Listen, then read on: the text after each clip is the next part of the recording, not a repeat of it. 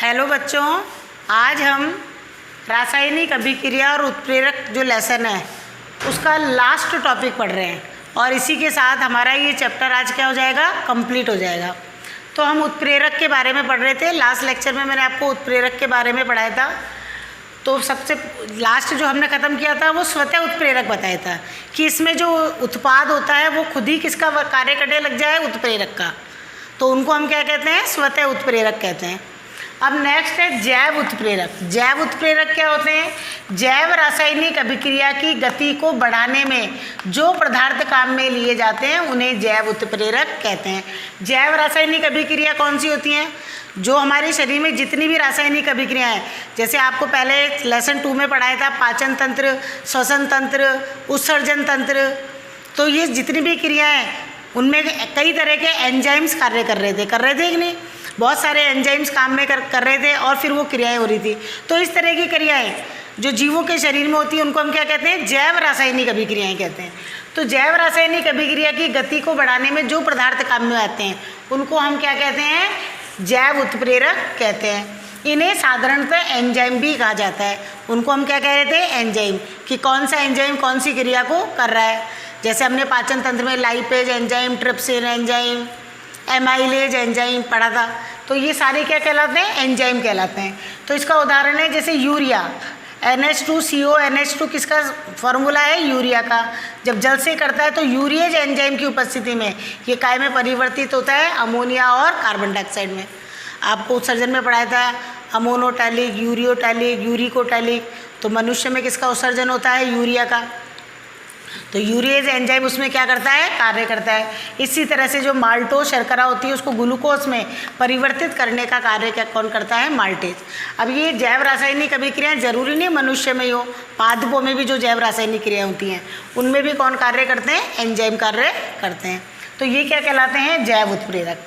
अब क्रियाशीलता को प्रभावित करने वाले कुछ पदार्थ। कुछ उत्प्रेरक ऐसे होते हैं जिनको क्रियाशीलता को प्रभावित करने के लिए, किसी भी रासायनिक अभिक्रिया को क्रियाशीलता को प्रभावित करने के लिए मिलाया जाता है। पहला है उत्प्रेरक वर्धक। वे पदार्थ जिन्हें अभिक्रिया मिश्रण में उत्प्रेरक के साथ मिलाने पर उत्प्रेरक की क्रियाशीलता में वृद्धि हो जाती है, उत्प्रेरक वर्धक कहलाते हैं। जैसे उत्प्रेरक तो हम काम में ले ही रहे हैं, उनके साथ में और दूसरा पदार्थ उत्प्रेरक का मिला दें तो उसकी क्रियाशीलता में क्या हो जाती है? वृद्धि हो जाती है। तो उसको हम क्या कहते हैं? उत्प्रेरक वर्धक मिश्रण। जैसे यहाँ पर फेरस और मोनिब्लेडम जो है वो क्या कहला रहा है? मिश्रण हो गया।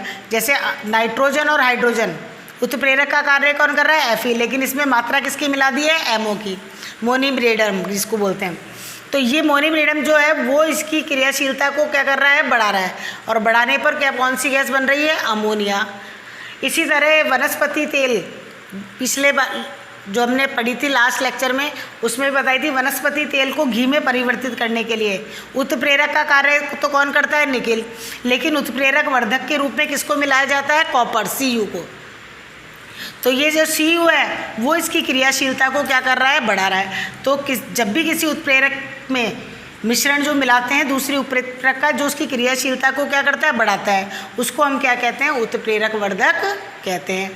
अब है उत्प्रेरक विष। जैसे नाम से पता, वर्धक बढ़ाने वाला। विष क्या कर रहा है? उसकी क्रिया को रोक रहा है। तो वे पदार्थ जिन्हें अभिक्रिया मिश्रण में मिलाने पर उत्प्रेरक की क्रियाशीलता को क्या कर देते हैं? कम कर देते हैं, उनको हम क्या कहते हैं? उत्प्रेरक विष कहते हैं। वापस वही एग्जाम्पल हमने ले लिया, नाइट्रोजन और हाइड्रोजन। उत्प्रेरक का कार्य तो कौन कर रहा है? Ferrous, Fe। लेकिन इसमें काय की मात्रा मिल गई है? CO क्या है? Carbon monoxide. मिलाने पर क्या बन रही है? NH3। तो CO जो है वो इसकी क्रियाशीलता को क्या कर देगा? कम कर देगा। तो CO है वो किसका कार्य कर रहा है? उत्प्रेरक विष का। और यहाँ पर जैसे हमने पीछे पढ़ा है कि CO या MO जो है वो किसका कार्य कर रहे हैं? उत्प्रेरक वर्धक का। ये क्रियाशीलता को बढ़ा रहे हैं और ये क्रियाशीलता को क्या कर रहे हैं? कम कर रहे हैं। तो ऐसे पदार्थ जो उत्प्रेरक के साथ में मिलाने पर अभिक्रिया की क्रियाशीलता को कम कर देते हैं, क्या कहलाते हैं? उत्प्रेरक विष कहलाते हैं। इस तरह से ये हम सबने पूरा हमने उत्प्रेरक के बारे में पढ़ा कि उत्प्रेरक क्या किसे कहते हैं, फिर उनकी अलग अलग जो क्रिया है, सममांगी उत्प्रेरक, विषममांगी उत्प्रेरक, उत्प्रेरक वर्धक, उत्प्रेरक विष। इसके बाद में हमने पढ़ा था बहुत सारी जो अभिक्रियाएं पढ़ी हैं, जितनी भी उत्प्रेरक के आधार पर, वो सारी आज क्या हो गई हैं, पूरी हो गई हैं। और लास्ट टॉपिक जो है आपका वो है उत्प्रेरक में क्या क्या गुण होते हैं। तो जितनी भी हमने अभिक्रियाएं पढ़ी हैं उन्हीं के आधार पर उत्प्रेरक के क्या हैं, गुण हैं।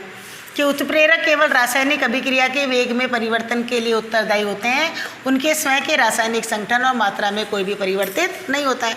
तो वो तो हमको इसकी परिभाषा से ही पता चल गया कि उत्प्रेरक वो पदार्थ होते हैं जो किसी भी रासायनिक अभिक्रिया की वेग को तो क्या करते हैं, प्रभावित करते हैं, लेकिन खुद क्या रहते हैं, अपरिवर्तित रहते हैं। अभिक्रिया मिश्रण में उत्प्रेरक की सूक्ष्म मात्रा में उपस्थिति पर्याप्त है।